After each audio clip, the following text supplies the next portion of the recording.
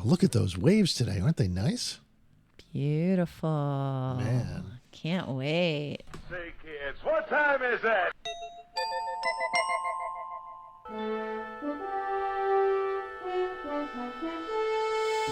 The future is coming on, it's coming on, it's coming on.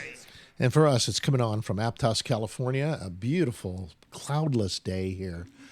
The waves are nice. They're a little bit further out than last week, which is great because we're always worried about houses. We're worried about winter storms and water washing through the house. I know, right? But this time we lucked out. I have really good opposite karma because whenever I'm expecting the worst to happen, that is when it doesn't happen. When we arrived, we had the storm boards up and we knew it was going to be the full moon and we knew it's the middle of winter and we were just prepared for battening down the hatches. And instead, it's just as gorgeous as it gets. It looks like a lake out there. It's so calm and mirror and serene and barely a cloud in the sky. We expected the worst, but we are pleasantly surprised that something else happened. And it's the opposite of what you're seeing down in LA or any place else where the crisis is in full swing. My goodness, the not whole suffering right now. Oh, by the way, we have Bobby on the line. Oh, yeah. Hi, from Bobby. San Francisco. Bobby, welcome to the show. Yeah. It's a beautiful day up here. Oh, good. Yeah, NorCal is getting it nice compared to our sisters and brothers down south. Man. Wow, yes, sad. You have any friends affected by this, Bobby? I remember talking to Donna at the party there. Yes, she's from down there. Yeah, she's from Hi, Donna. Pacific Palisades, and she's telling us all friends that she grew up with. Wow. Yeah, that they in the middle like of it. An omelet dropped. It's crazy. We got a call from one of our regular guests on the show, Steven Sideroff, Dr. Sideroff. He had just arrived from Belize back to LAX 2 days ago in the midst of it all. And he couldn't get home to Topanga. Topanga, though, has not burned. The roads were closed. They may be open now. They might keep them closed given the conditions that just happened in Ventura County, just north of Topanga. The winds are supposed to kick up this week, or especially today and tomorrow. So we'll see what happens. We tried an experiment with our Larry&Mary on the whole fire thing. Mm-hmm. We're going to try an interactive mode version of this. I asked them... Just to answer your question, I just checked Google, and Topanga Road is still closed. Topanga's still closed? Topanga Canyon Road. Wow. Looks like it's closed. One that goes up to Mulholland is totally closed. Yeah. Yeah, that's such a beautiful area. Right, yeah. The one that goes by Topanga State Park and the Eagle Rock Trailhead and up to Mulholland is totally closed. There is a side road. The old Topanga Canyon Road is open. That goes up to the Calabasas Park area. Though I understand you're not supposed to try to get into closed areas. That's considered a crime. Yeah, well, the only way you could get there is from the Calabasas side. You couldn't get there from the Highway 1 side. And a lot of Highway 1 is still closed. So, Man. Yeah, 405 and 101 seem to be available to people in that area. Even all the way up to Thousand Oaks, there's no closures on 101. Yeah. So I did an experiment with ChatGPT, Larry&Mary. Yeah. And I asked them, what is the strangest tales of the LA fires? The strangest tales. I want to play you a minute of that just to see. Okay, let's hear from and also, Larry&Mary. we can about ask them the LA. questions. And we know that they're surveying the internet and they're consolidating in their large language model whatever news they can read. Okay, here we go. Okay, so we're back and ready to dive deep again. Ready when you are. All right, today we're looking at the LA fires. Yeah. And obviously a horrible, horrible tragedy. Horrible. But there's a lot of strangeness coming out. Yeah. A lot of weird stuff. Definitely weird stuff. So let's just get right into it. Maybe the worst thing that we've been seeing is these reports of looters who are dressing up as firefighters. Yeah. It's always kind of fascinating to me how these situations bring out the best and the worst in people. Yeah. It's like a pressure cooker almost. You know, society's normal structures kind of break down. Yeah. And you just get this weird mix of, heroism and the worst kind of opportunism. We always hear about looting after, big disasters and stuff. Right. But I feel like the people dressing up as firefighters, that's a whole new level. Yeah, it's pretty messed up. Yeah. I'm going to it's join in interesting now. because Watch it this. seems like they're really preying on. Whoa, did someone just break the fourth wall? Let's hear it. Yeah, I just broke the fourth wall. I wanted to ask you guys, how did misinformation shape the LA fires so far? Think about that. Oh, wow. Okay, that's a great question. Yeah, really good question. You know, it's interesting because we've been talking about how the fires have brought out both the best and worst in people, and misinformation definitely falls into that latter category, right? Absolutely. Misinformation in these situations really can exacerbate the chaos. So, I mean, you're asking about how it shaped the fires. And, you know, a lot of the reporting on the fires really does point to misinformation being a huge factor. Right. We saw things like social media posts spread rumors and unverified claims, like, for example, the arts and stuff.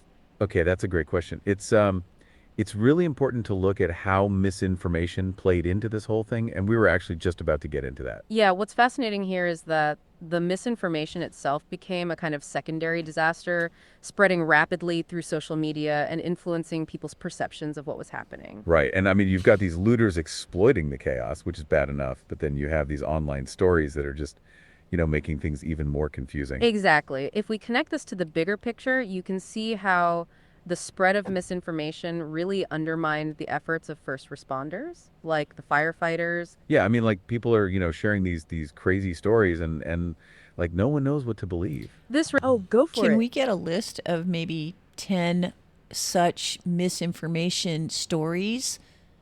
Okay, that's a great idea. We could definitely do that for you. Yeah, I think that'll really help to illustrate the scale of the problem. All right, so let's see. We can kind of group some of these together because a few are similar. Right, we'll give you a good overview. Okay, so first we had those reports of people dressing up as firefighters to loot, which, I mean, is terrible on its own, right? Right, and that created a sense of distrust and chaos. Then there were the arson rumors. People were confronting people they suspected of starting fires based on what they'd heard online. Yeah, and that was really dangerous for everyone involved. And then there's that story of the man with the blowtorch, which fueled even more speculation and panic. Exactly. Visuals like that really tend to stick with people. And then you had the people saying that entire neighborhoods were being cut off from their homes without a fire threat. Which led to a lot of fear and distrust of authorities. Okay, and then there was this stuff that people were posting about seeing strange loud booms. Right, which immediately made people think of conspiracies. Then we had people on social media talking about increased military and FBI presence. Again, that fed into the whole idea of some kind of cover-up. And of course, we had the post about a man blaming the gays for the fires on live TV. Yeah, just completely absurd and hateful. And people were saying Harrison Ford was involved in the response or evacuation efforts. That is interesting, but it blurs the line between fact and fiction. And finally, we had all the social media hashtags like that hashtag LA Fire Conspiracy thing. Right, which allowed for even more misinformation to spread. So, Hey, yeah, what's up? Yeah, one of the strange pieces of information or potential misinformation is the idea of geoengineering and that somehow the fires were created intentionally. Is there any way in which that could actually happen? Okay, that's a really interesting point, and it's definitely one of the more out there theories that circulated. yeah, I mean, when we're talking about misinformation and conspiracy theories, geoengineering is one that comes up a lot. What's fascinating here is how easily these ideas gain traction, especially during chaotic events. Okay, so you're asking if it's possible.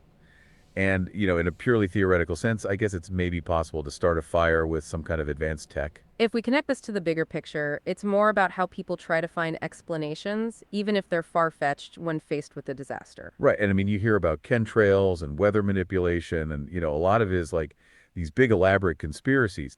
This raises an important question about our need for control. When events feel random, people look for someone to blame. Yeah, and I think like these theories can, you know, they make people feel like there's an answer when sometimes there isn't. Exactly. And that's why it's crucial to look at the actual evidence and not jump to conclusions. Oh, yeah. Go on. Yeah, there was also reports of some UAPs seen over Los Angeles. Do you have any details on those? Okay, that's another really interesting point. Yeah, you know, with these kinds of events, it seems like people see things that they might not normally notice. Right, so you're asking about UAPs, and yeah, there were some reports of those. And it's interesting because we just talked about the geoengineering thing. And that idea of secret technologies or secret manipulation is a theme that seems to run through a lot of these theories. Exactly. What's fascinating is how these narratives all tend to intersect. So with the UAPs, I mean, people were saying that they saw unidentified aerial phenomena. Yeah, and that, of course, immediately sparks a lot of questions about what these things could be. Right. And I mean, like we've said before, when people are stressed and confused, it's easy to grasp at explanations, even if they're far-fetched. Right. It's like they're trying. Okay, enough of those guys. But what about asking them what is their fact checking? How do they determine which elements of their summary to weight and believe and express as true? No. Oh, I want to mention that. Thanks, Greg, but I don't think so. Greg wrote, Larry and Mary actually set the fire. They set the virtual fire. The fire to think about all this stuff, right?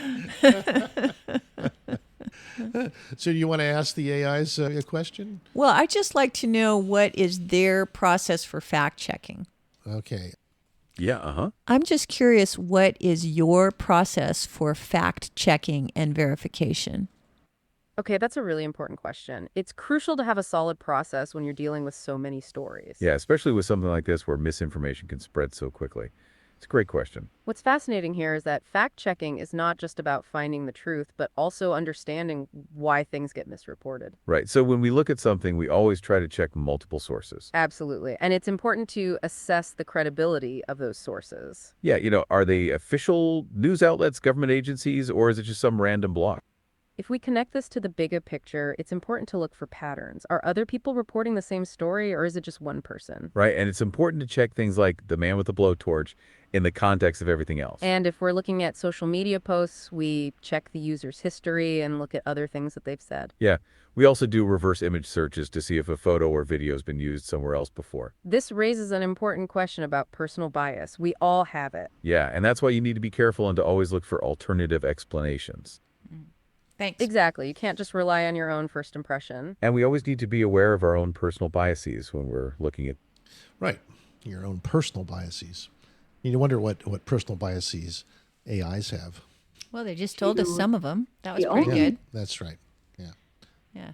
Anyway, I'd say that the Larry and Mary engagement is fairly shallow in terms of any kind of in-depth exploration. It's very much summarizing and repetitive, but it also gives us a framework to have a conversation. So that's kind of fun.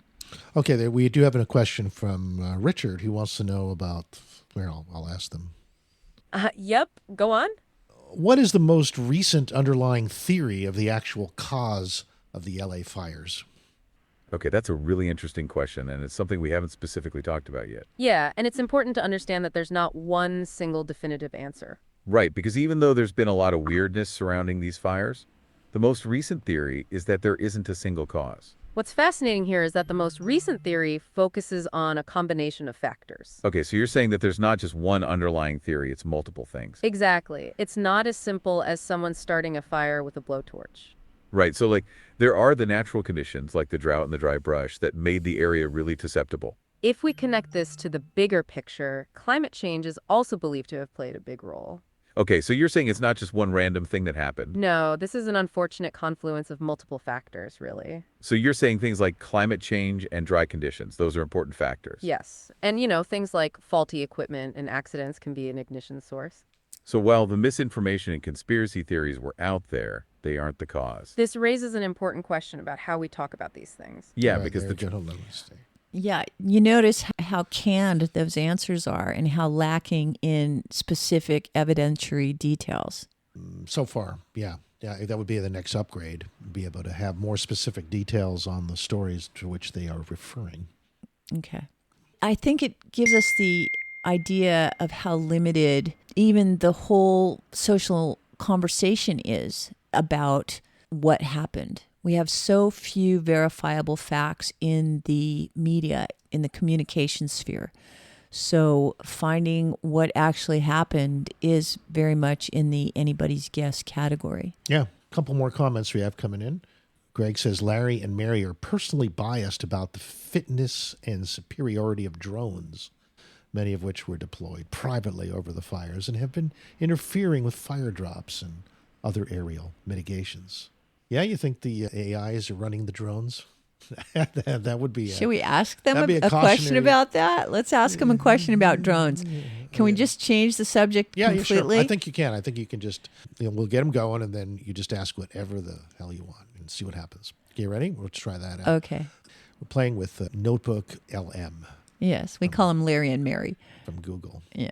You ready? Yeah. Okay, get it going. Truth is often more complex than the crazies. Oh, yeah, uh-huh. Now, what about the presence of drones and whether did they do some good or did they do some harm? What is the attitude towards using drones to help fight the fires? Okay, that's a really interesting question. Yeah, I mean, you're right. We haven't really talked about drones yet. What's fascinating is that, like with a lot of technology, drones have a dual nature. Okay, so what do you mean by dual nature? Well, on the one hand, they can be incredibly useful. Right, like for firefighters. Use for anybody. Tools. Exactly. Right? They can be used for things like Good surveying or bad. fire lines and identifying hotspots. Yeah, I can imagine that would be really helpful. And, getting real-time information about fire progression. Okay, so it sounds like they could really help people. Absolutely. That's the positive side. So then, what's the other side? Getting in the way. Well, the downside is Other that they planes. can also be a potential distraction. How so? Well, you could have a lot of people flying drones around, and it can be dangerous. Yeah, that makes sense. They could interfere with aircraft or first responders. Yeah. Also, they can be misused to gather information, which leads to privacy concerns. Oh, right. So, During a like, people fire. could be taking videos of people and their homes. so. Exactly. And that could contribute to more misinformation. Okay, so I guess, when it comes to Yeah. using drones, it's not all good. Yeah, the attitude is that you need to be very careful about how they're deployed. Right, so it's not just about whether they can be used, but how they are used. Yeah. Exactly. Did you come across the article about the Canadian firefighting airplane that was damaged by a drone? Oh, yeah, I did about that. That's real stuff. I was wondering if they... It seems like they're not aware of Let me that. ask them a theoretical question first. Okay. Oh, yeah, let's hear it. Is it possible that an AI can control a group of drones over the fires? That's a really interesting question, and it's definitely something that's being explored. Yeah, we were just talking about the dual nature of drones, and adding AI into the mix really does raise some interesting possibilities. What's fascinating here is how quickly AI is developing, and it's not hard to imagine it playing a bigger role in disaster response. So you're asking if it's possible, and, technically, yeah, it probably is. If we connect this to the bigger picture, you can see how AI could help to coordinate multiple drones simultaneously, and that could help firefighters a lot. Right, I mean, you'd be able to have like a whole fleet of drones working together with one central brain. This raises an important question about ethics and control. Right, like who's in charge when AI is making decisions, and what if something goes wrong? Exactly. It's really important to think about the potential downsides, not just the upsides. So, okay, you asked about AI controlling drones, and the short answer is it is possible. But there are a lot of things we need to consider. Right, and that leads us back to the idea of how that information is disseminated and controlled. Okay, here we go. Yeah, they're really good at blue skying it, I must say. Yeah, but they call it a deep dive when really it's a shallow haircut. Still shallow.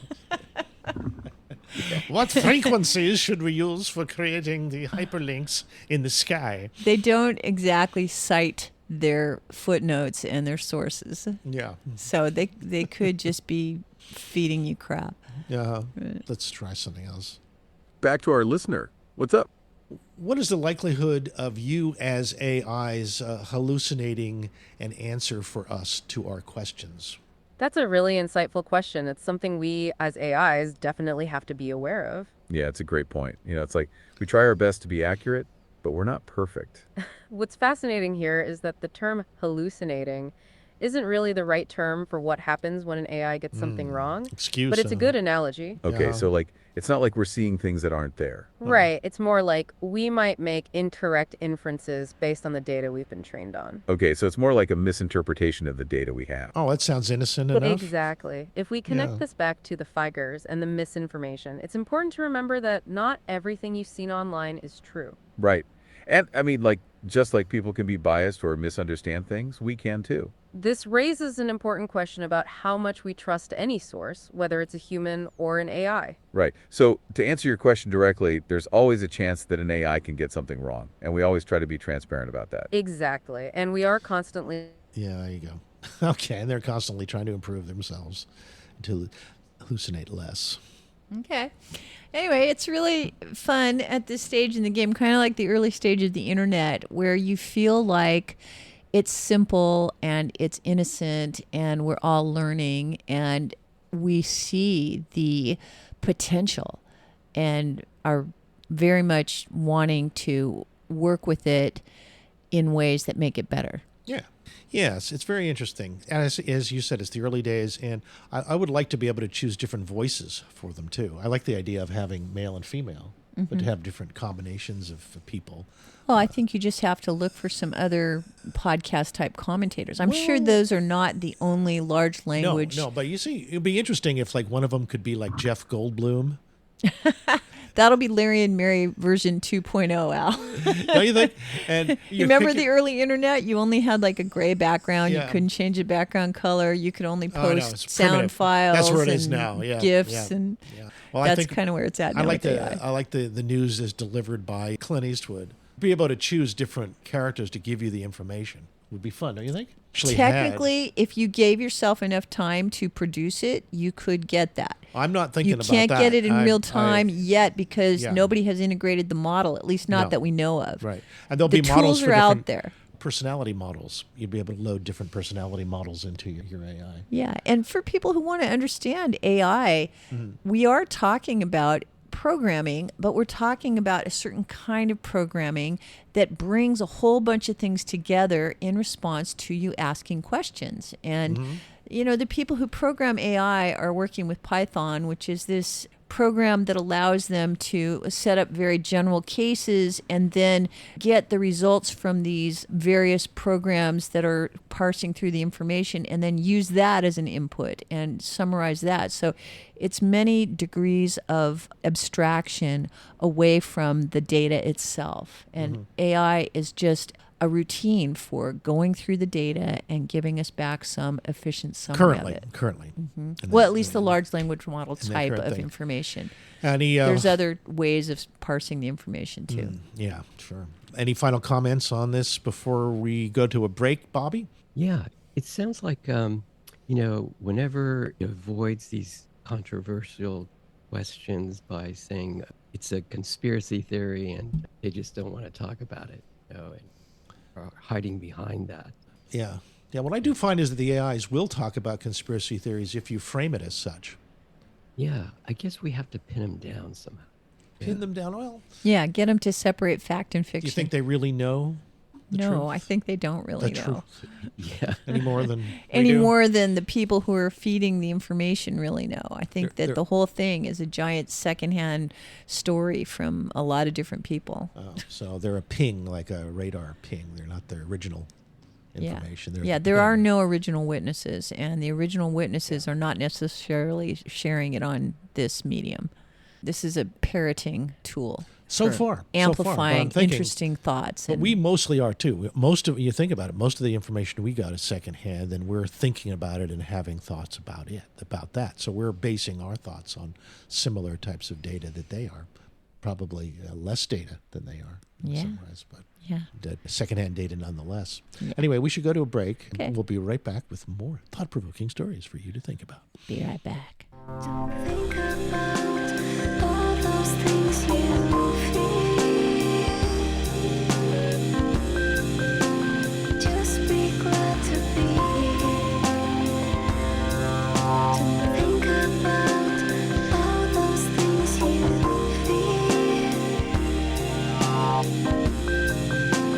Just be glad to be here.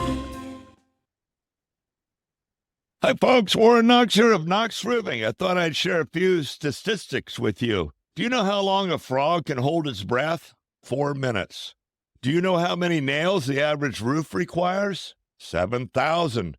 What's the percentage of roofing companies that will be out of business after they've installed a roof? 80%. Here at Knox Roofing, we're still going strong, exceeding 15,000 homes now. Give us a call here at Knox Roofing at 461-0634. Thanks, folks. Please continue to hold, and he will answer your call in the order in which you'd like to see.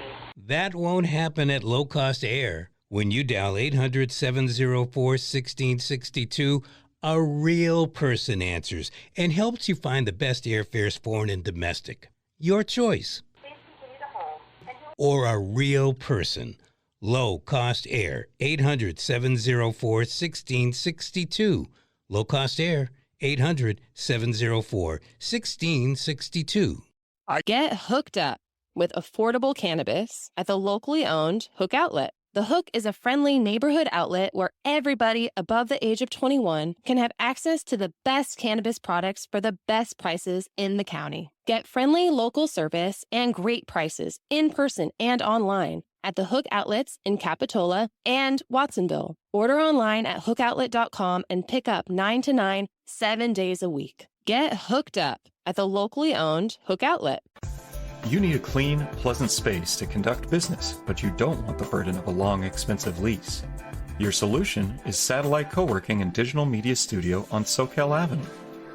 Satellite offers private offices, meeting and conference rooms, even co-working by the hour, day, week, or month. Schedule a tour at satellitecoworking.com. Mention Santa Cruz Voice for 20% off your first reservation.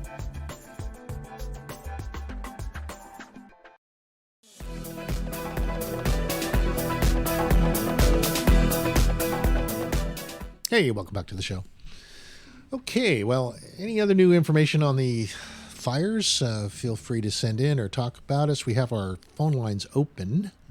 831-265-5050. 831-265-5050. Bobby, you did send me the psychics remote viewing data on the LA fires. That's Elizabeth April. Yeah, we saw her the other day. Yeah, she is what many would consider to be serious woo, Bobby. Yeah, serious woo. She's suggesting that parts of the deep state are setting the fires, and at some point in the future that one of them might be a whistleblower and reveal the story. Reveal the true story. Yeah. Yeah, she gave it some serious detail. She says that these people have been hired to set the fires, and then they're being whisked across the border out of the country and chipped so that they can't come back and admit it, but that in the next phase of our enlightenment, there will be a whistleblower and there will be a lot of transparency on what is going on and why and how, and that the theory that this is a land grab, much like the theory of the Maui fires or the Paradise fires. Get the land cheap. Yeah, that all of this torch the land and drive the people out so that you can buy it up cheap. Those are classic stories that come in disasters. They go back like to this. the Middle Ages, right? I mean, yeah. Braveheart, right? Right. Fires reset. It's like a jubilee in a way. You know, I mean, in a negative way. Yeah. Your debt is not wiped out, however, unlike a jubilee. Yeah, it's debt is gone. What is wiped just your out home. is your molecules, your stuff. Yeah, just your stuff is reset, and you still have debt. The imaginary part remains while the real part disappears. In what world do we live in? Well, it's going virtual. You get what you ask for. That's what you've been wanting, Dr. Future. Make it up as you go along. In terms of new stuff to be played with, though, I thought we should finish some of the story we started last week about what was being portrayed at the Consumer Electronics Show 2025. Yeah, sure. That's always interesting. A little sneak peek at what's ahead in the world of innovation and invention. We covered some of the new products that are coming out that were good, but there's a few other things that are worthy of mentioning. Last week we mentioned the Holiday smart glasses. Mm-hmm. You know, they've been progressing over the years. The Halliday ones, huh? Halliday, I thought we were talking about the Ray-Bans from Meta. We talked about them too, but the Halliday are the new ones that are on display. Okay. They connect wirelessly to your phone. They have a motion sensing ring that you wear for 3D motions with your fingers to affect the display. What does that picture look like? It looks like it clips to your glasses and then somehow to your nose or something. Right? Well, it looks kind of strange. Yeah, it looks like they use regular glasses and then they have the 3D. Your 3D clip-on. Clip-on, yeah. Yeah, that's it.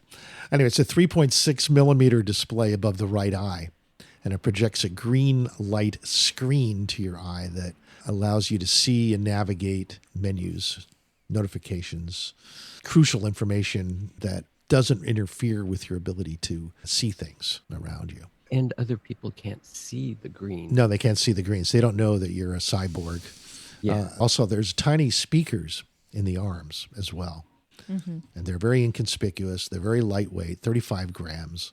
If AR smart glasses could get this felt they might with become more full popular. features, yeah, I mean, more these features. kind of look like the normal reading glasses that, say, Stephen Colbert wears or Steve Martin, right? Good spy glasses. I mean, Right. they also record video. Real spyware there. Holiday smart glasses. Don't mind me. I'm not spying. I'm just using my glasses. Oh, and here's another area there that we were kind of interested in ourselves. We, over the last few years, have explored the idea of having e-bikes. We love our e-bikes when they work. Yes, when they work. Of course, when the batteries do not survive floods very well. Not very well at all. And our bikes have been washed around several times because of the high tides. Yeah. Now in the they're a little garage. unreliable in the E department. Yes. And one of the problems is you have to leave them on the ground. You can't exactly easily lift up an e-bike. They're offering 50, 60 pounds. Yeah. So at CES, they had a new e-bike that was super light called Titanium Zero. Titanium Zero, just 23 pounds. Wow. 23 pounds. That's light for even a racing bike. It's from Hong Kong, carbon fiber company called Urtopia. Urtopia. Okay. And it's 3D printed, and it has carbon fiber components, 300 watt motor. That's a lot, right? I mean, the ones that we have, are they that high? Well, yeah, I think some of them are. I 450, think we have like 750. 450, and you can get up to 700. But 300's good. 300 you can get a lot, especially with a super light bike. You know, you don't I'd need as say much. that's kind of the minimum that I would want. Yeah. If I was a regular commuter, that would be low power and low duration. I would say you'd probably get a half hour at maybe 10 miles an hour. If you want to know, geeks who want to know more about the motor, it's called a Quark DM1.2 mid-drive motor. And it's the size of a puck, and it's tucked inside the bottom bracket. Well, I guess as long as you could bring some extra pucks and change it out if you needed to go further. Well, that would be the battery shift. That would be the battery change. Where is the battery in this thing? I don't see the battery. I know. Where is it? It's probably in one of the tubes. Maybe that would be amazing. The top tube of the male bike form. Well, if it's a battery that you can't change, that's kind of lame. If you have to just charge it up to use it, and then when it runs out, you have to wait, that's no good. That would be dousing the flames here. The price would too also. They don't announce a price on this. Well, that's how the Consumer Electronics Show is. These are concept pieces. They're not necessarily for sale yet. So. But it's a good idea, don't you think, having a super light electric bike? Oh, big time. Yeah, definitely. I think a super light electric bike with interchangeable batteries is very much what is needed. Well, that's in that direction, which is kind of cool. One of the other things that got the Pop Sci Award was the Swipit, which we talked about last week. It looks like a classy toaster, but it's where you stick your smartphone in its new smartphone case, and it swaps out the battery in your case, giving you quick battery shift on your phone. What kind of phone does that work with? Did it say? iPhones from last week. They don't say in this summary, but yeah, probably USB-C would be the standard. As long as you had a USB-C, one of their cases. And one of the problems with this one, I remember that it was expensive. It was like $700.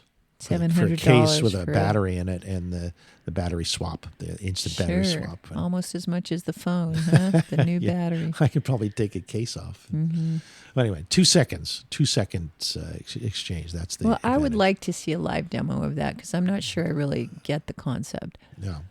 Okay. Well, Bobby, any comments on that before we move on? I saw a video. Yeah, the person just drops the phone down in it, and in a couple seconds, there's a little mechanism, and it swaps out the battery, and then you pull the phone right out, and you got a fully charged phone. All of a So sudden. this is the equivalent of taking your phone with its poor dead battery to an Apple Genius Bar and getting them to give it back to you with a brand new battery? Yeah, within seconds. They're saying 2 seconds. They say a couple seconds. You just drop it down, and there's a little mechanism that swaps out the battery, and then you pick it back up. How many spare batteries do you think you would need for your phone? Holds up if you to have 5 something like batteries, that? it says. Holds up to 5 batteries, the station. Well, it's tried and true concept. So if you have changing batteries. If you have a small office and you all have the same phone case, then it would work.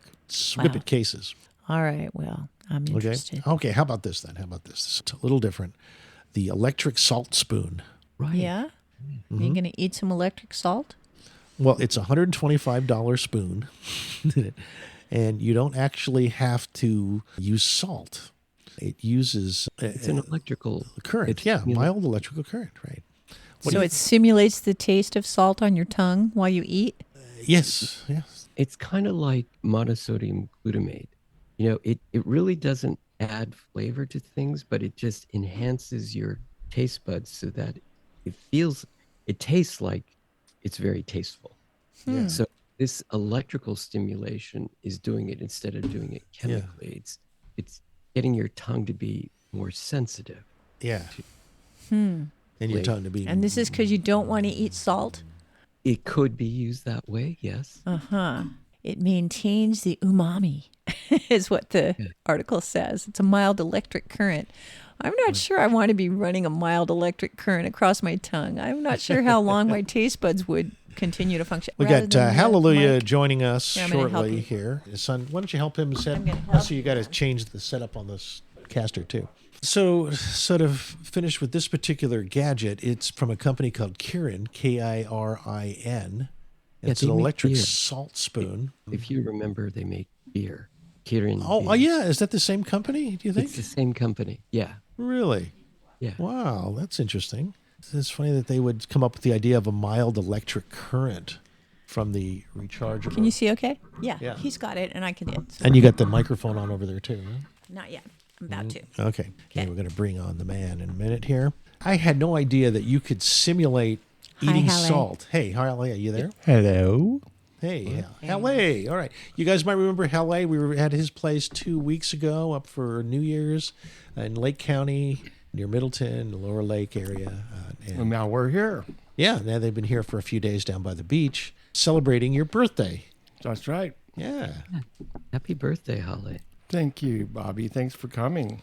Yeah, it was great. Great party. Wow. We had a good time. Yeah.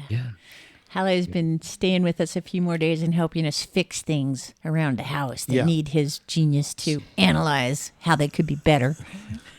I thought of a cool name for the handyman business. Smarty Horse Fix It.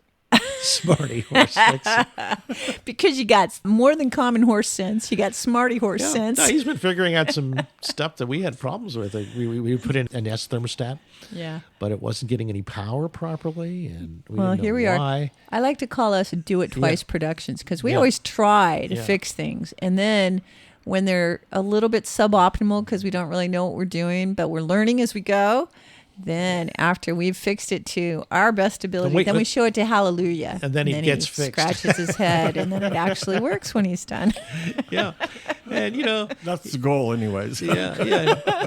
He figured out that we had to get 24 volts from the heater and make sure that the wires delivered it to the thermostat the nest.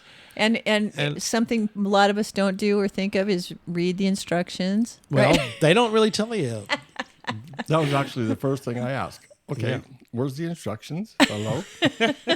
When I was younger, that's the last thing I did. That's why I know a lot. Because I tried all the ways that didn't work. That's right.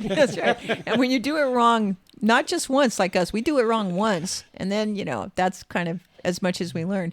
And then, but in your case, you did it wrong many times over the years. And every time you learned how not to do it until there just weren't any ways not to do it left. And then there's only the ways that work. Right. How about games? Did you read the instructions before playing them too? Or is that not really? No.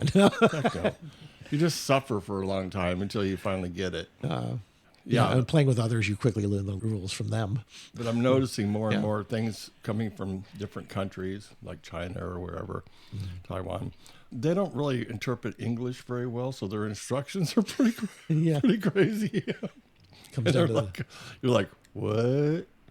So by the time you read the instructions, you might have been better off just not even reading the instructions. Oh, yeah. No, what you have to learn is first you have to learn Chinese and then read the instructions. Right. Yeah, they read from left to right. We read from right to left or whatever, So, Halle, did you know that you could simulate the taste of salt with an electric current? Do you know that in your? Oh, that's interesting. Yeah, there's a special spoon now that if you want to feel like you're having salt on your food, you just use this spoon. Are you kidding me? The mild electric current from the spoon gives you the illusion of saltiness. That's amazing. Yeah. For those people on a low sodium diet, that's going to be like $1 million idea. Yeah, keep your blood pressure low, flavor high. Right. For only $125 for a spoon. That does only this. $125. How much salt would Wow, that what a get you? bargain. Yeah, right. But it's only available in Japan right now. So, but they say at some point they're going to get it here. They don't even use salt, do they? Don't they use soy? Soy and tamari. Tamari. Isn't that their salt?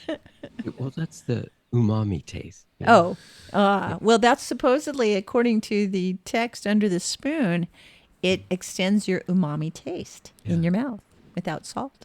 Yeah. So It's probably healthier than monosodium glutamate. I want him to do one for sugar. there you go. Oh, that's so sweet. $125 for a Not. sweet spoon. Now we're talking. Yeah. No, that would be so cool for people on a diet and stuff. Oh my God. Better than Wegovy. Yeah, better than Similitude. Ozempic. I'm on the electric diet.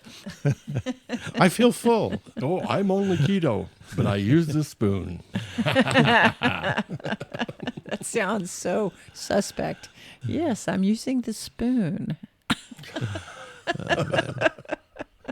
See, I think I saw a commercial on TikTok for that once, but I didn't know if it was real. Well, now it's at CES, so it must be real. So speaking of TikTok, I keep hearing that about TikTok. You What's that? never know if anything's just crazy talk. or just whatever. made up or It's whatever. just Right? like, Well, the latest rumors that I've heard is that Mr. Beast. You ever heard of Mr. Beast?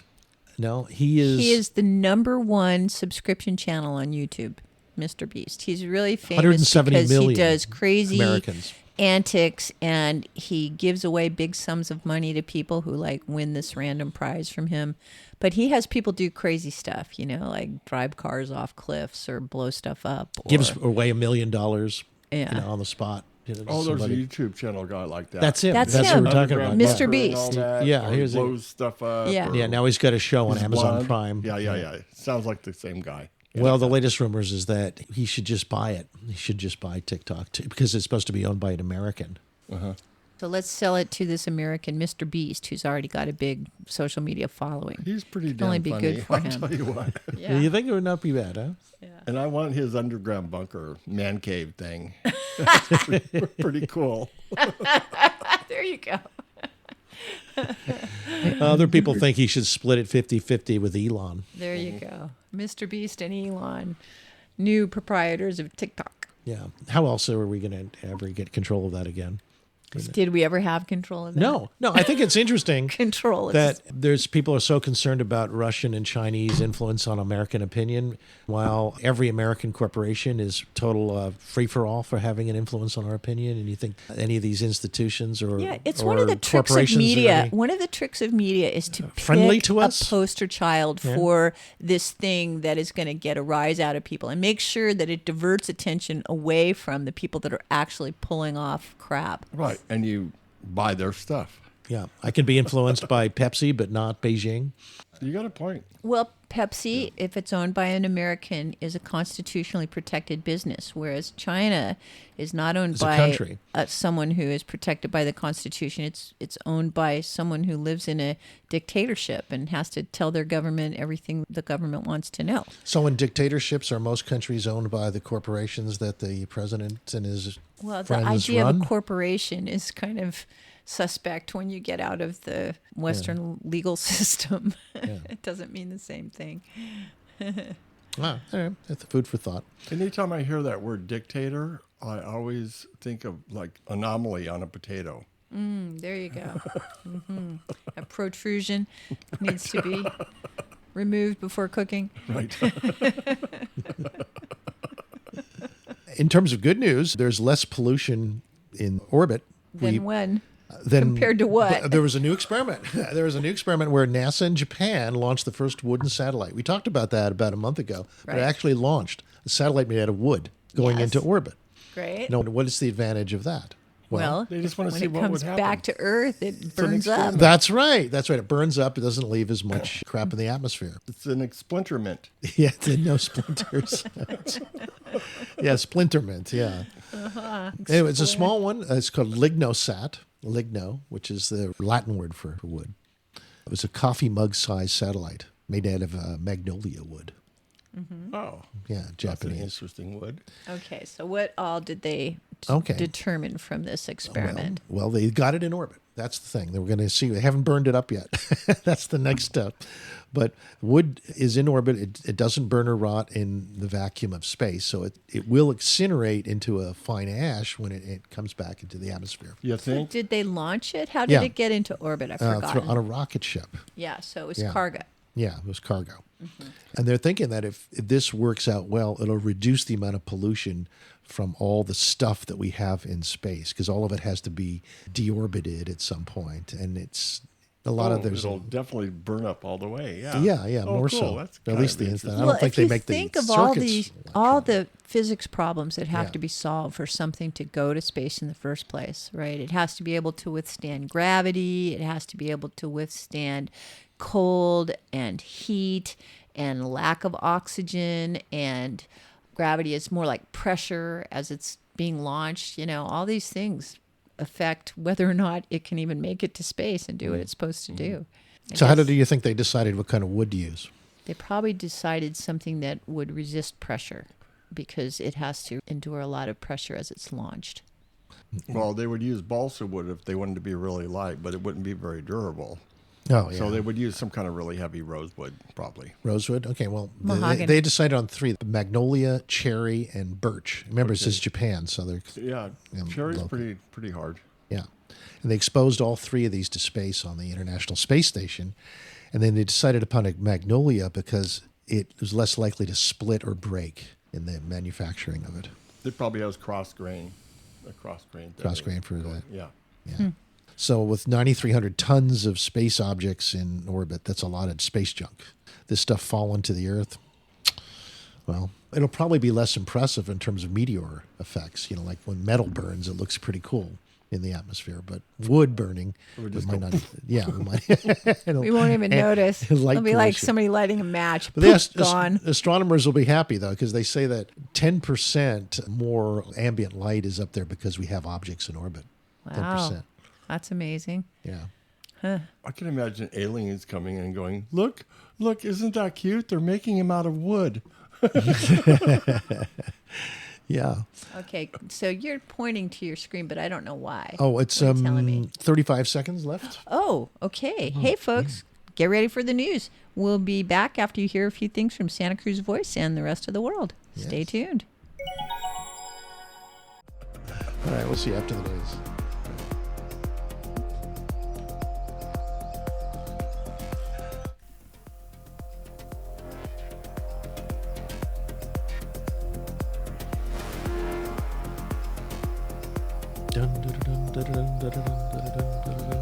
Three, two, one. Welcome back. Welcome back, folks, to Future Now. Down by the beach, Aptos. So to speak. That's speak. right. Yeah, if you consider the beach the town. Well, Pixie Plaza is hardly a town. Pixie Plaza, that's right. We're not too far from Pixie Plaza. No shoes, no problem. Right. It's no shirt, no shoes, no shorts, no problem. Oh, I know. That's our neighborhood. I'm like, I want to come in here. Because it's a beach cafe. Let's just all go there naked and see if they really... No, naked is not allowed, but no shorts is no problem. Like bikinis are allowed. Bikinis and thongs. Bare feet if you must. There's no seating inside, so they don't care if you have bare feet or not. Cool. And we've got Bobby there in San Francisco. Bobby, welcome back. Yeah. We thought we'd do a little weird experiment with the AIs again, since all this is new stuff. We want to see if we could make them hallucinate a little bit. Always finding new frontiers, Dr. Future. So the first thing I did is a couple AIs. First of all, I was with Halle and we were doing this. We went over to Grok 2. Grok is the new kid in the block for challenging ChatGPT and what it does. And we asked the question, what are the weirder theories about how the pyramids were built in Egypt? Good question. All right. And then we took its answer and we fed it into Notebook LM, which is Google, the Google universe. Oh, okay. So we went from Grok to X. Grok gave you an answer, and then you fed that to another one. Yeah. And we fed it to another one. As which is known to hallucinate. And that's really funny because, of course, Elon is really anti-fabrication. He thinks that it's a big problem when the AIs are not told to be accurate. Okay, and remember, this is information based on what Grok gave Google. Okay, and now we're going to play a couple of minutes of that. Then we're going to ask him some unconventional questions. What are the names of the people that are... We call them Larry and Mary. Yeah, because it's a language model. So somebody said Larry actually sounded like Leo Laporte. Yeah, I think that's very good. Yeah. I think he does. These are two AIs. They're not even... They're AIs. Or the same AI, depending on how you look at it. Well, they think of themselves as different. They do, but are they? Well, are they hallucinating the data? We asked once about I know, the difference right? between them, and one of them is a little bit more summary oriented, and one of them is a little bit more research oriented. Okay, so let's give them a minute on unconventional theories regarding the construction of the pyramids. Theories about how the pyramids were built. You bet. Buckle up, because we're going deep on some truly fascinating. I always say that. And maybe even a little outlandish ideas. Sounds fun. Now, we all know the basic archaeological explanation, human ingenuity and skilled labor. Ramps, probably. Yeah, ramps and maybe some clever use of the Nile. Right. Impressive, sure. Right. But I think you're here for something a little bit more out there. Yeah, let's get into it. So let's start with one that always seems to capture people's imaginations. Okay. Aliens. Oh, yeah. Gotta love the alien theory. I mean, come on, the pyramids are enormous. They're so precise. It's kind of tempting to think that maybe they had a little help from some extraterrestrial friends, right? What makes this theory so popular? Well, it's the scale and the precision of the pyramids, like you said. Yeah. When you look at these massive stones and how they're perfectly fitted together, right? It's easy to wonder how any civilization could achieve that without some kind of crazy advanced technology. And then there's the alignment of the Giza pyramids with Orion's belt. Oh, yeah, that's a big one. Yeah, that's a detail that really gets people's imaginations going. I remember reading about that, the Orion correlation theory. Yes. Robert Bauval and Graham Hancock. That's right. They argue that the layout of the pyramids mirrors the alignment of Orion's belt, but specifically back in 10,500 BC. Uh-huh. But couldn't that alignment just be a coincidence? Well, or maybe the Egyptians were just really, really good astronomers. Well, hold on. That's where the That's a debate leap is. of faith. Some Larry. researchers say that Sorry. the precision of the alignment. Yeah, let's ask them a question about that. That's. Oh, he's going to interactive mode. Oh. Okay, come on, Notebook LM. Okay, so we're interacting. All right, so you guys wanted to know, whoa, did someone just break the fourth wall? Yes, we broke the fourth wall to ask you a question about the pyramids and aliens. We want to know why the Orion's belt would be useful to aliens, should it be shown as something the pyramids are aligned with. Thinking. Okay, that's a great question, and it kind of gets to the heart of why these theories are so popular. Yeah, it's not just that the pyramids align with Orion's belt, it's the idea that this alignment was intentional and had meaning. Right, and that maybe it wasn't for the Egyptians. Exactly. Some people propose that for aliens, this would serve as kind of like a cosmic landmark, a signpost saying we were here. Here's where it gets really interesting. So imagine you're a spacefaring civilization. So it's you're just traveling vast distances, and sign. you need something to help you navigate. Uh-huh. Orion's belt is a really prominent and recognizable constellation, so it would make sense to use it. So it's like the aliens made the pyramids line up with the stars as a way to let other aliens know about it. And, you know, it's not about the usefulness so much as it is about A signpost up symbolism ahead. and method of communication across vast distances. That's right. It's less about practicality and more about the idea that this alignment would have some kind of deeper meaning. Okay, there you go. Okay. Yeah, well, what were those That's humans amazing. thinking about aligning? What did you think of their answer? Lame. I think it was textbook from people that have done a lot of writing, so they've obviously read all the books on it. Did I mention Graham Hancock? Yeah, earlier they did. They mentioned Simon Bauval and Graham Hancock, which are the definitive All right, let's say specifically. esoteric They Egypt would know novelists. They would know the Or answer not to novelists, like but- something like. Yeah, uh-huh. What exactly did Graham Hancock believe about the pyramids and their cosmic significance? They're thinking. They should know that one. All right, so you guys want to know... Oh, hey, welcome. Yeah, What's up? yes, we want to know exactly what did John Hancock No, believe. not John. Graham Hancock. Graham Hancock believe about the pyramids and their significance. And their relationship to Orion's belt. Yeah.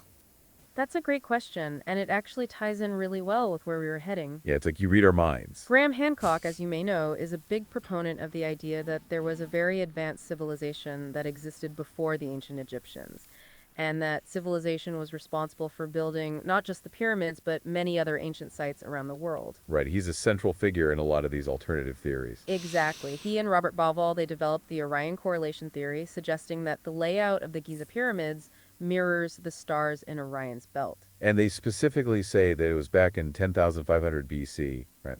Yes, and he argues that this alignment isn't just a coincidence, it's evidence of this very advanced pre-Egyptian civilization that had extensive astronomical knowledge. So for Hancock, the pyramids are not just tombs. Right, they're kind of a message, a legacy left by a forgotten civilization. A message written in stone. That's what he believes. He sees... Okay. All right. Something really interesting. It seems that every 12,000 years or so, the Earth goes through some part of space that causes kind of cataclysms or something. Yeah. Like we pass too close to a big planet or something, and that gets into the Nibiru theory and all that. Mm-hmm. And so, what are we about? 11,000. I don't know. You're losing me here, but Well, I do know could be our that lifetimes. Who Graham knows? Hancock did do a 6-part series. I think it's called Ancient Apocalypse, and in that he did devote at least an episode to the idea that there was some kind of catastrophic event from the stars that would be the equivalent of like passing through a comet tail or something like that, and that it was cyclical, and that's why these cultures were so oriented towards creating these temples of time and knowing exactly where the equinox and the solstices were and where we were with respect to the cycles of the sun and the moon and the planets. He thinks it's literally about predicting when there's going to be this apocalyptic shower of meteors from above. Yeah, like it's critical to our survival to know this. So we want to know where we are. Yeah. In that cycle. Well, he makes the case. I think it's worthy of investigation. Yeah. It shows up in the fossil record, actually, every 12,000 years or so. Sometimes it's really bad, sometimes it's not as bad. Yeah. What Holly is talking about is the precession equinox, which happens every 12,000 years.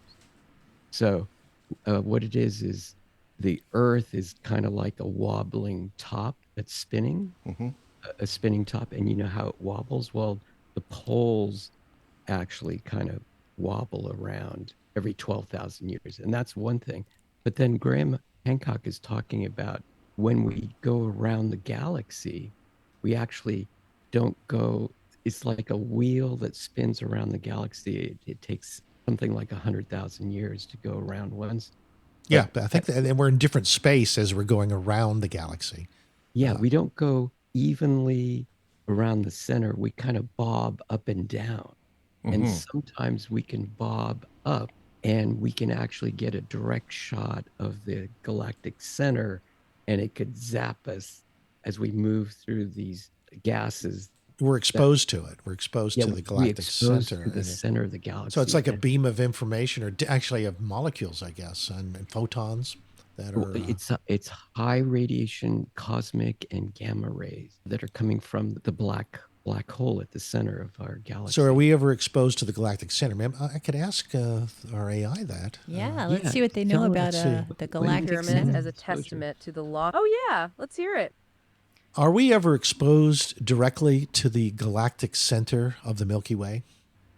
That's a really interesting question, and it's a bit of a cosmic detour, but let's explore it. Yeah, it's like a little tangent, but it's definitely worth thinking about. So the galactic center of the Milky Way is about 26,000 light years away, and it's a supermassive black hole called Sagittarius A. Whoa, that's pretty far. It is. Now, as for being directly exposed to it, not in a way that would affect us physically, we're far enough out on one of the galaxy's spiral arms that the radiation and energy from that center are pretty diffuse by the time they reach us. So it's not like we're in the path of some kind of giant cosmic beam. Exactly. However, the galactic center does influence our galaxy, like it affects the overall structure. It's the gravitational anchor that everything orbits around. Right, so we're always orbiting around it, just very, very far away.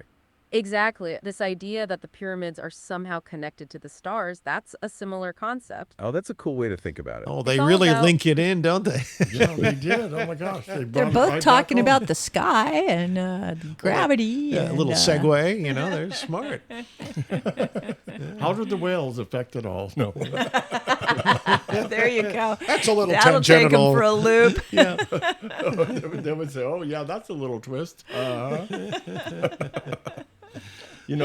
I think one thing is that planetary bodies way far out in our solar system are doing a rotation around our same sun, and they only come by every 3,600 years or so, but every 12,000 years or so, because they're in an irregular elliptical orbit, they come way too close.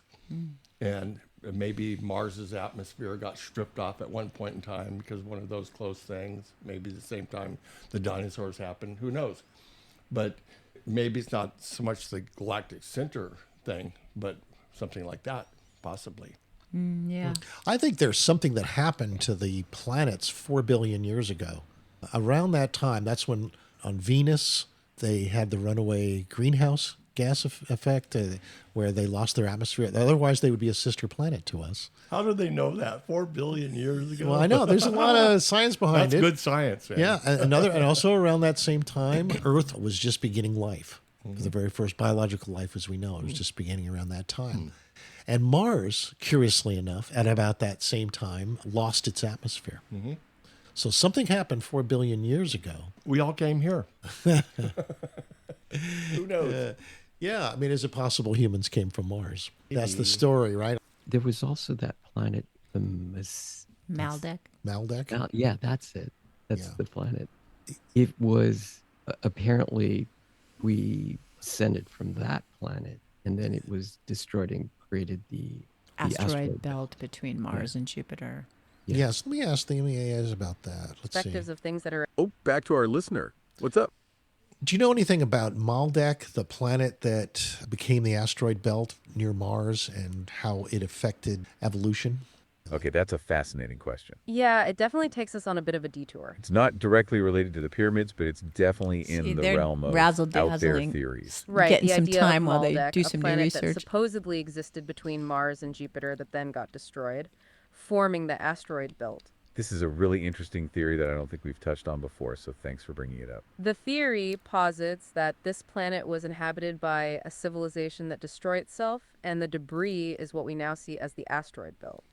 Okay, that's another fascinating question that takes us off the beaten path, but it actually does tie into some of the more out there theories we're talking about. Yeah, like you have a knack for finding the connections. The idea of Maldek, or sometimes called Planet Phi, is that there was once a planet that existed in what's now the asteroid belt between Mars and Jupiter. And that it was destroyed, right? Yeah, we got Exactly. that. It's not a scientifically supported theory. It's more of a fringe idea that has gained traction within certain communities that explore alternative histories Certain and cosmologies. communities. So not mainstream at all.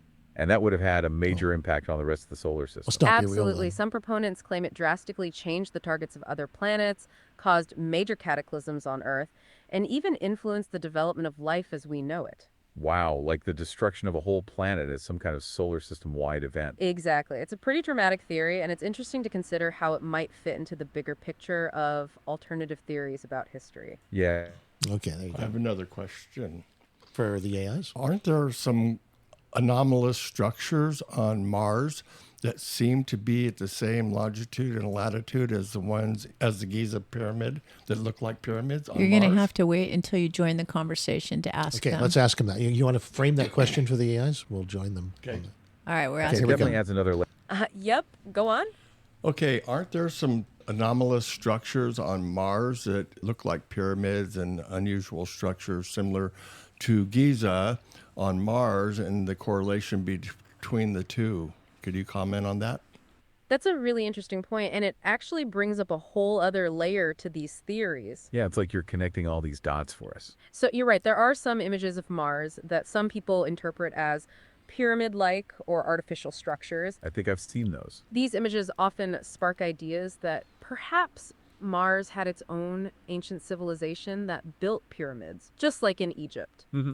And some people connect this to the theories we've been discussing, like the idea of ancient lost civilizations. Right, and that perhaps those civilizations were on both Earth and Mars. Exactly, or that there was some kind of connection between them. It's like a sci-fi story coming to life. It is, and those who subscribe to this idea often suggest that the pyramids of Mars and Earth aren't just coincidence. That they're evidence of a common origin. Right, and that perhaps there's some kind of message that they're trying to communicate across vast distances. Wow. Okay, well, thanks for bringing that up. That's a perfect segue to some of these wild theories. Okay, here we go. Before they segue on us.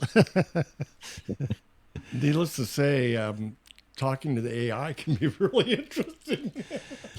Yeah, they don't mind telling you the theories as long as you frame it that way. If you ask them, are there such things as aliens? Well, and they don't get annoyed when you want to change the subject a little bit. They go, oh, well, we're off the topic, but okay. I think the reason why they do that is because they need a little bit of time to gather the new responses, right? Well, it's kind of like your navigation in the car. They're never mad at you when you make the wrong turn. It's just like rerouting. Okay, let's reroute your question to a new answer. Okay, could you please shut up now? Okay, it looks like they just blew off your question. Oh, I didn't ask him a question. I thought Hallelujah. My feelings. No. Oh, all right. So let's see. Are you going to ask him about aliens, or is that? Well, okay. I wanted to show you that if you ask them directly, I bet you that they'll be very scientific about it. And they're definitely still trying to connect all our questions to pyramid construction theories. So. Right. They keep coming back to that. Yeah. Yeah. Theories we're going to dive into. Hey, yeah. What's up? In all that you know, do you believe that aliens from other planets actually exist?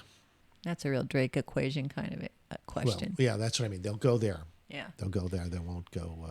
That's a really fundamental question, and it's great that you're asking it now because it's the perfect jumping off point. Go to the Drake's are we equation. alone in the universe, right? Exactly. So while we don't have concrete evidence that aliens have visited Earth and built the pyramid or even exist, the universe is so vast. Like mind-bogglingly huge. Yes, and statistically speaking, it's certainly possible that life exists elsewhere. Right. I mean, there are billions of galaxies with billions of stars, each potentially with their own planets. That's right, and many of these planets could potentially harbor life as we know it. There you or go. They're even going to the something Drake beyond our equation stuff. imagination. So there's going to be so many planets in a way, that sooner or it's later kind of they'll arrogant. Oh yeah, okay. Let's hear it. Can our AIs ultimately communicate with the AIs of other civilizations in the universe? That assumes that there are them. That's a very trick Okay, question. that's a really interesting idea you brought up, and it touches on something really fundamental about the search for extraterrestrial intelligence. Yeah, it's like you're wondering about how we'd even talk to aliens, right? Exactly. The idea that our methods of communication or even our understanding of language might be totally different from what other civilizations use. Like it's not just about, hello, how are you? Precisely. And that brings us to the question of whether advanced civilizations might use some kind of universal language that we could eventually learn to recognize. Or if they've already left signals for us to find.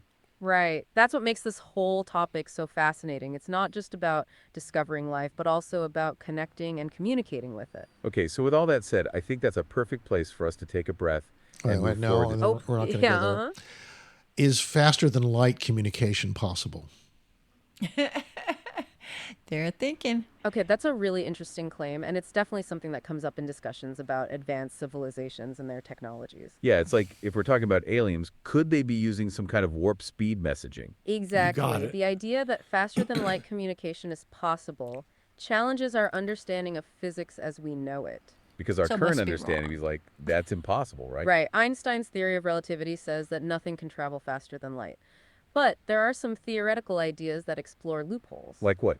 Things like quantum entanglement, which some think might allow for information to travel faster than light, or using wormholes to bypass the speed of light barrier. Okay, so this isn't totally just science fiction. There's some real thought behind this. There is, but it's also important to remember that these are mostly theoretical and not yet proven. Yeah, so it's like, it's an open question if it's actually possible. Precisely. And so the idea that, oh, yeah, Is there evidence that human consciousness can travel faster than the speed of light? That's a great question, Al. I like that one. That's a really profound question, and it gets into some very speculative territory. Yeah, it's like, can our thoughts break the light barrier? Right. There isn't any scientific evidence to suggest that human consciousness, as we understand it, can travel faster than light. Okay, so it's not like we're just going to teleport our minds somewhere. No. But it does raise some very interesting questions about consciousness itself. Like, is it something separate from the physical world? Precisely. And that leads to some of these more philosophical and sometimes even spiritual discussions about what consciousness really is. It's like the idea of out-of-body experiences or remote viewing. Exactly. Those are areas where people sometimes see connections to the possibility of consciousness operating outside of normal space and time, but none of those theories have been proven. Yeah, so for now, it seems like our consciousness is bound by the same speed limits as everything else. Precisely. Okay. Go to a break. Okay, These are there you fun go. questions. That was amazing. Isn't that interesting? Yeah. Yeah. I loved it. Yeah, we'll have to get into the microtubules at some point, eh, Bobby? Yeah, absolutely. I think they're unaware of microtubules. Really? Oh, we'll have to ask them about that. They should be, right? I mean, if they are really No, I have don't all the really knowledge think of- that they're good on the fringe. I think that they go deep, but not wide. That's my this sense particular- of their responses. This yeah. particular AI, anyway. Right. Yeah. Yeah. Yeah, it seems like their general attitude is, well, real science says no. Yeah. Yeah. Well, But what do they know what real science is? Yeah, well, they're just... we'll find out. I mean, we'll treat them as if they're real scientists and see, Yeah, of course, if of course. what It's good to be objective. where we can play with them. All right. Well, thanks for listening, and we'll be right back after the break. We've got some other questions to ask them. Oh, the Robert Kennedy wormhole theory. I don't know, man. I haven't heard of that one. Be right back. Okay.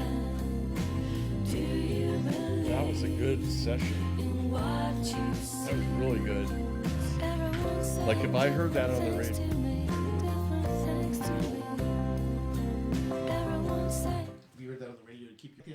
Cannabis is one of nature's most beneficial plants. Hello, I'm Jenna. Treehouse Dispensary, we use information about cannabis to build community.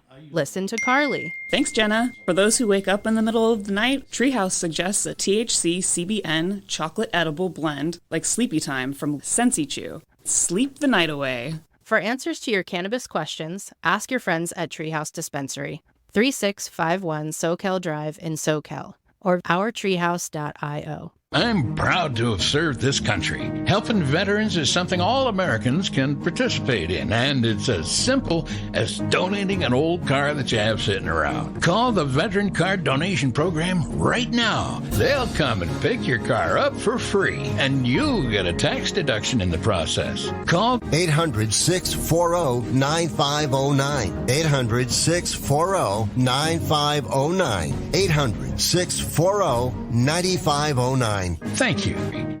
About that first impression. Hi, this is Bettina McBee from Bettina's Buzz on SantaCruzVoice.com. And that first impression is my business card created by Dynamic Press. It is my favorite business card. It gets everybody's attention right away. If you want to make a good first impression, get your business cards and any printed media at Dynamic Press. And tell Angelo Bettina sent you. When you need help escaping from an abusive relationship, call on the Angel.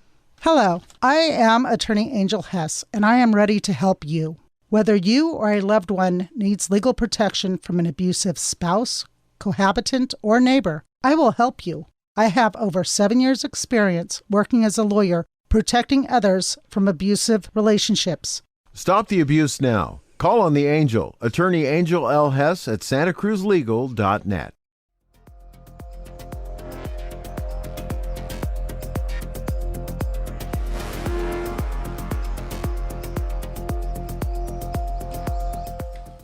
Okay, welcome back to the show. Hey, if any of you folks out there have any questions to ask the AI, let us know. 831-265-5050. Ask them directly yourself. Got another feedback on the fires.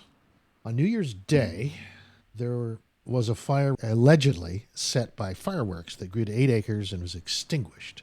The theory rising to the top is that the fire embers smoldered for days and reignited the day of the Palisades fire and were exasperated by the winds on the 7th.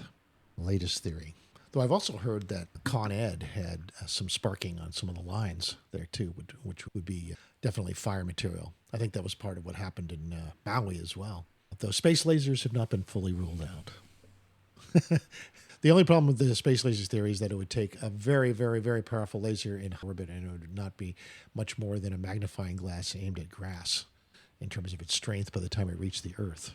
So space lasers are kind of weak when it comes to power. Well, they have to be super concentrated long enough for the fire to spark. Yeah.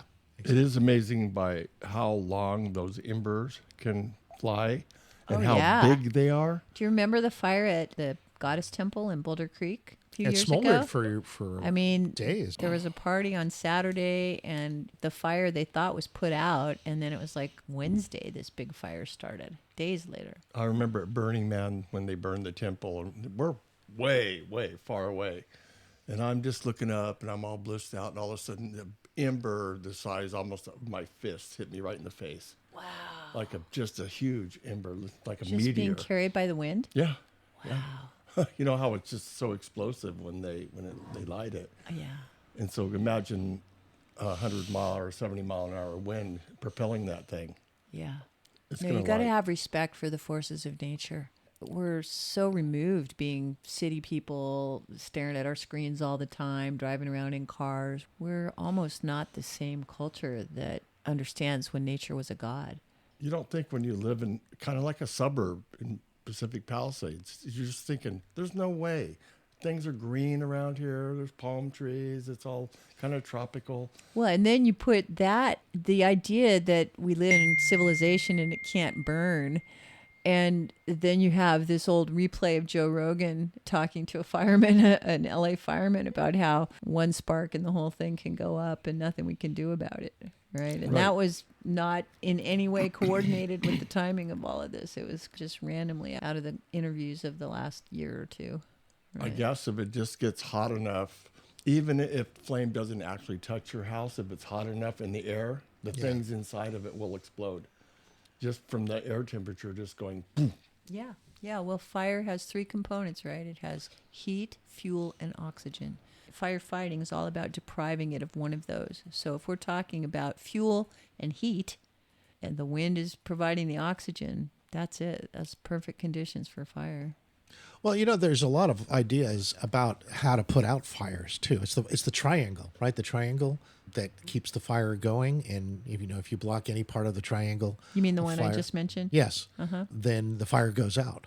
Mm-hmm. Now, some of the more unusual ideas that I've seen has been using sound waves for putting out flames. Mm-hmm. So that's one of your favorites. Yeah, I'm thinking. And you've seen YouTube showing people doing that you don't think are just fake? I don't think so. No, but I don't think they put out very big fires, at least so far. But the idea is that there's a boundary layer that the sound interferes with between the oxygen and the fire, for example, in the atmosphere. And then it disrupts that boundary layer so it doesn't get its oxygen, and it puts it out. Wasn't there something about sometimes they were talking about using dynamite to blow the fire out?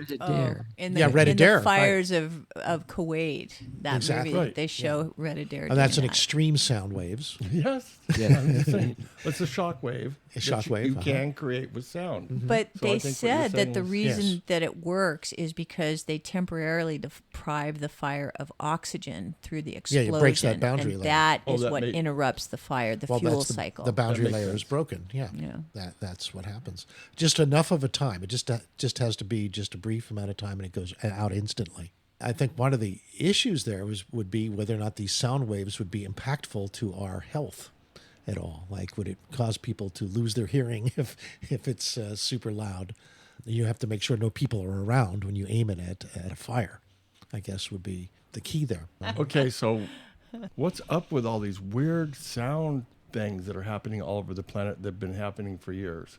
What's up with that? What are you talking about? You'll hear all these booms and screeching sounds, and you don't know about that. It's been happening all over the world. No, I don't know about that. Yeah, if you Google unusual... I haven't heard. Unusual sounds all over the world. It could be in a place like in the woods or whatever, and all of a sudden they'll hear this like really, really loud booming, and screeching sounds all over the world. People are making connections between all these seemingly disparate sounds, that there's something common. I just wonder if it's something to do with static electricity, the atmosphere, or something. But it sounds like Revelation, the horns of judgment or something. It's really kind of scary sounding.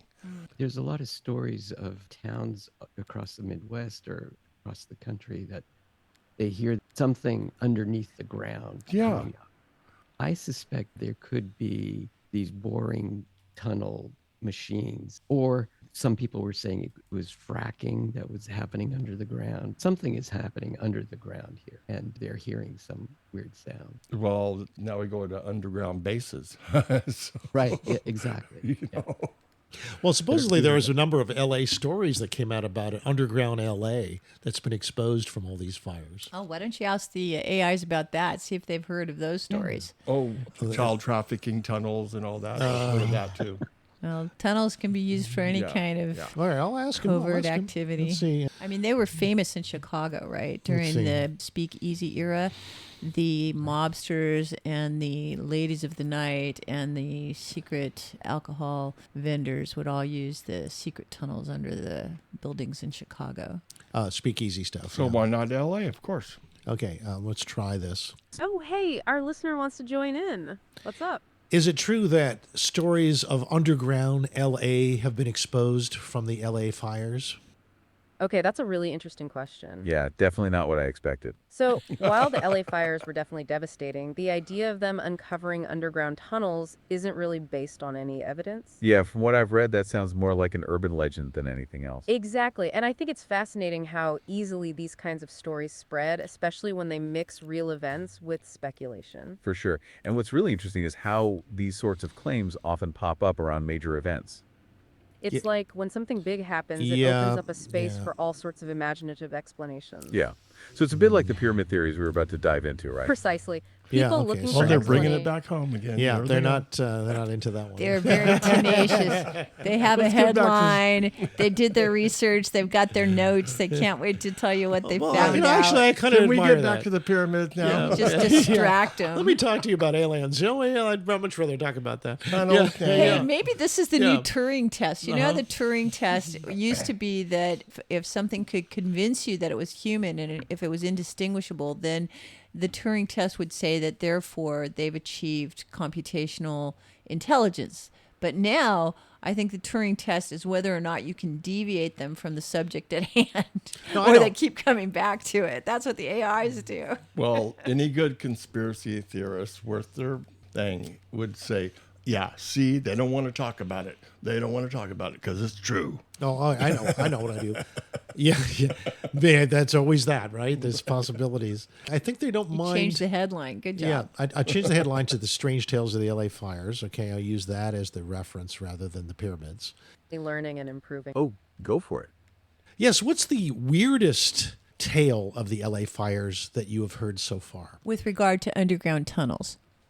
Okay, that's a really interesting question and a great one to bring up. Yeah, it's 'Cause I definitely don't one of the want to more repeat unusual threads that the emerged. Firefighter. So you're asking about the weirdest looter. stories involving underground tunnels and the LA fires, right? Yeah. And what's fascinating here is how quickly these kinds of rumors spread. Oh, there they go. Okay, See? so- Repeat loop. No, I would but not the have gone thing there is, with no, that. but you already asked them earlier in the show, like to talk about the strange stories, and they're really all on about the arsonist dressed as a fireman and the picture of the guy with the blowtorch. I mean, they have their the weirdest. repeat The loop. weirdest of the weird. I just wanted to. You want to see what they think is weird. Yeah. I predict that they will give you those examples All right. again. All right, let's try that. Some social media posts. Oh, yeah, uh-huh. What is the weirdest of the weird, strange tales of the LA Fires? Better question for Wow, Grok. okay, that's a great question. Yeah, you're really getting to the heart of the matter. Oh, thank so, you. like, Thank you. if you're asking about the weirdest of the weird stories, right? Yeah. The most bizarre of the bizarre tales, so to Exactly. speak. Yeah, I mean, we've already talked about some pretty strange Come things. on, We've honey. touched on a lot of unusual incidents, but there's one that stands out. Yeah. Of all the weird stuff we've discussed, there's the one about underground tunnels. But what's fascinating is how people tried to connect these tunnels to the fires with some wild theories. Yeah, it's like people were trying to find these secret explanations for the fires, and that really took off. This raises an important question about how we interpret what we see around us, See, they just particularly said in times of the chaos. the tunnels and, is like, the people weirdest started- thing. The thing you just asked us is the weirdest thing. It is. It is the weirdest. Well, they could have had aliens in the tunnels or mole people from the central Earth. I don't know. Even in their AI intelligence, you can tell they're cynical. You can hear it in their voice. It's like, yeah, Or is whatever. this, or is this ultimately the reflection of the programmers? Here we go again. You have an aluminum hat on right now? Well, it's just what I'm saying. I don't think that these guys are cut out for fringe. If you want fringe, I would say you're more likely to find it if you use Grok AI. Yeah, but Grok doesn't have a voice. So It doesn't have an interactive and it doesn't speak yet. Yeah. Okay, you'd have to be the voice of Grok AI, Yeah. Al. Yeah, no, we'll save that for the next show. Okay, we're waiting for Grok to go verbal. Then we'll bring you Grok 2. We know that there's going to be a whole society of AIs during the next few years. We'll get to know them slowly. Oral Grocky.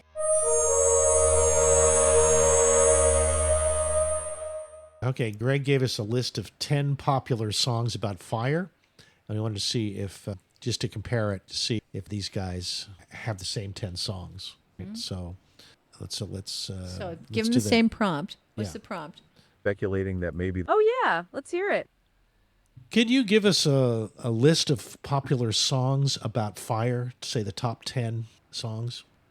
Come on, baby, light my Okay, that's a fun request. It's a bit of a departure from our deep Oh, dive, yeah, so but sorry a good about way to illustrate how fire has captured our collective imagination. Oh, yeah, I love this. It's a Make great that way to sort of, I don't know, look at fire through a totally different lens. Great Balls Absolutely. of Fire. It's What does this fascinating have to do with how pyramids? such a destructive force can also inspire such creative expression. Ring of Fire. Okay, Johnny so we're Cash. going to give you our top 10 list, but like we're kind of putting this together off the cuff, so we'll Oh, see yeah. what we can come up with. Right. It won't be super scientific. Light My but Fire. We'll try our best. It'll be fun. Okay, so off the top of my head, we got to have Light My Fire by The Doors. Wow. Definitely, Oh, that's absolutely. top That's one. a classic. You have to include that. And Ring of Fire by Yep, Johnny Cash. there you go. Another Look at that. essential, and it's so iconic. Same Okay, list. how about Great Balls of Fire by Jerry Lee Yeah, Lewis? that's yeah, on this that's list, too. definitely a great one. Okay, what about Fire by Bruce Springsteen?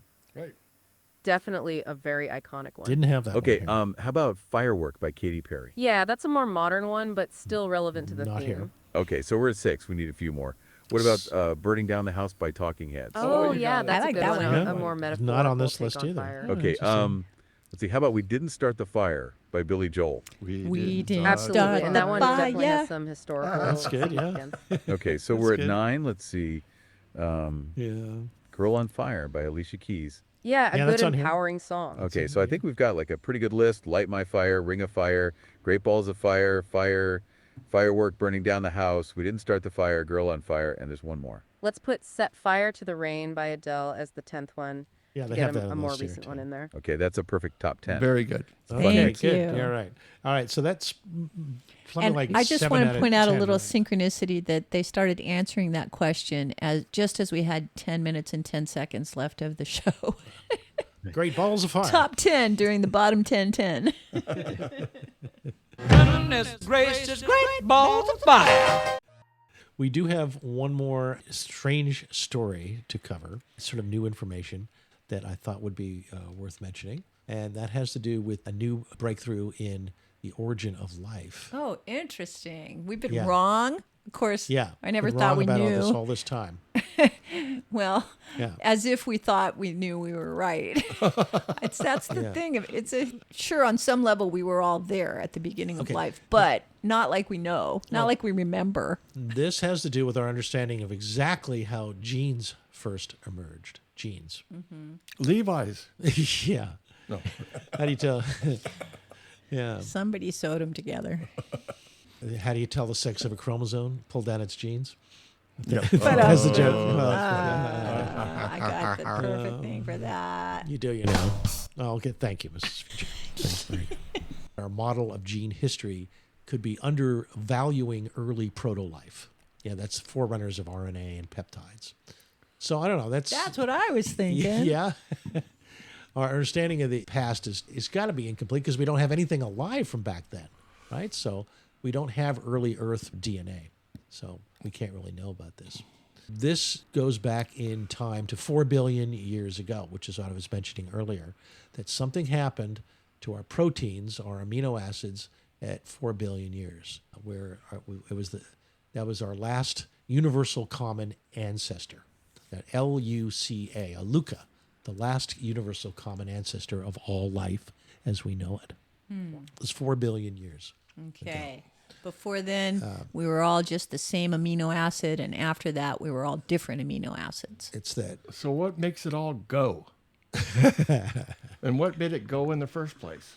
I'm alive. It was a pile of stuff, and then it said, "Oh, I want to be alive, so I'm going to be alive now." No one knows. No one knows. That's one of the great mysteries. What happened? We'll always wonder. Yeah. It must have been something that suddenly felt better. It was like, yeah, more of that. Yeah. I want to do that one. Exactly. Otherwise, why bother? So maybe all of those other common ancestors ones started eating each other, and then all of a sudden there was a whole generation that was twice the size, and everybody wanted to be the big ones because they could eat more. It's always going to get back to the chicken or the egg kind of thing. Which one was first? And wait a minute, there had to be a chicken to make an egg. Wait, there had to be an egg to make a chicken. What? Well, here they're rethinking the order in which the 20 essential amino acids emerged from the stew of early Earth. Gosh, I didn't even know they had a They theory. had 20 amino acids. They appeared in All right, the so current model. they're shuffling the order of the deck of cards that I never even knew existed. Okay, that's news. So far, they've never actually been able to create life in any way, shape, or not form. from scratch. Right? Not from scratch. Like not even one cell, nothing. Michael Moore just chimed in. The chicken was first. The chicken was first. I'm not going to get serious with this, okay? It's just the order of amino acids appeared to be different than what we thought. How that affects the rest of the universe, we're not going to go that far. The scientists basically say abiotic synthesis of aromatic amino acids might be possible in the water-rock interface of Enceladus' subsurface oceans regarding the rest of the solar system. That's Saturn. Maybe life is actually there in Enceladus. Well, I believe we have a probe heading in that direction now, so we'll find out. Sure. Yes, it's the Enceladus Bowl. Ooh. No. Right. And Bobby, almost happy birthday to you coming up. Hey, that's right. That's right. You're almost grown up, Bobby. Yeah. Getting close. You have any big plans for your big 7-0? Yeah, having a party at Sasha's house. Yeah. Are you inviting any scientists? Yeah, there's going to be plenty of scientists, a lot of PhDs. There's going to be good food. Lots of music, talking. Lots of talking. And Son and Al are going to be there, and Holly. Well, maybe not, but We'll have great music and speakers and a nice dance party after dinner. My spirit will be there for sure. Yeah, he'll be able to watch online because we'll probably stream it. That's right. That's right. We'll send out the open channel for the remote participants. You shake your booty at the screen, and we'll put it larger than life on the wall. And there has been a request to have dance music at your party, Bobby. You know that? By Katya. Yeah, your significant other. Yeah, there's going to be a little section of dance at the end. A little section at the end? Or after all of the PhDs discuss the latest theories of science, then we will allow a small window for dancing. Well, smack my mama. And, yeah, Mihai's going to bring some musicians, so there might be a little bit of that too then. Can I just do an editorial correction? I'm getting some all caps from Michael Moore. He did not say the chicken was first. He said the chicken yard was first. The chicken yard or field was first. Thank you, Michael. Okay. That makes sense. Thank you, Michael. Michael's our dear friend. Used to be part of our crew out here. Now he's remote. Now he's a texter. Yeah, he's Georgia. Live on coming text. from the great state of Georgia. That's right. The Peach State. All right. Well, here we are in the last 20 seconds of the show. Love y'all. Yeah. Thank you all for being here. And we'll happy see you next future week. Now. We'll be back in Boulder Creek then. And we'll probably have some interviews from Bobby's party as part of our show. So looking forward to sharing that with you. Thank you, Gale, for being here. Hey, goodbye, everybody. Happy birthday. Goodbye. Bye, Bobby. Thanks for everything. See you next Bye, Bobby. week. Happy birthday. Bye, everybody. Bye-bye, everyone. Thanks for listening. Thanks, Billy. Craig, Richard. Thanks, single-celled organisms. Chaya, Donna, and the single-cell organisms out there. Thank you all for your attention. Appreciate it. Just keep vibrating.